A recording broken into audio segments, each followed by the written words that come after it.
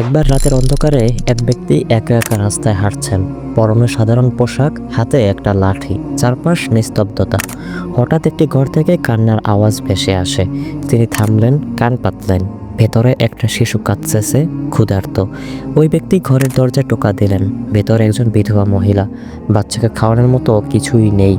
এই ব্যক্তি তখন রাষ্ট্রীয় ভাণ্ডারে গেলেন, নিজের কাঁধে করে আটা, খেজুর, ঘি নিয়ে এলেন, নিজ হাতে রান্না করলেন, শিশুকে খাওয়ালেন।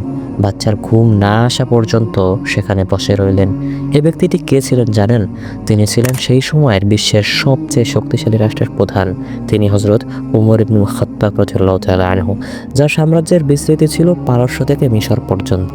কিন্তু তিনি রাতে বের হতেন নিজের প্রজাদের অবস্থা দেখার জন্য। আর আজ আমাদের নেতারা প্রজাদের থেকে এত দূরে যে তাদের দেখা পাওয়াই ভাগ্যের বিষয়। দুর্নীতি, অনিয়ম, জবাবদিহিতার অভাব, এগুলো যেন স্বাভাবিক হয়ে গেছে। আজকে আমরা বোঝার চেষ্টা করব 1400 বছর আগে একজন মানুষ কিভাবে এত বড় সাম্রাজ্য চালাতেন স্বচ্ছতা আর জবাবদিহিতার সাথে। আর আজকের শাসকরা কেন ব্যর্থ হচ্ছেন, কী ছিল সেই ম্যাজিক ফর্মুলা যা আজ হারিয়ে গেছে। তো চলুন শুরু করা যাক।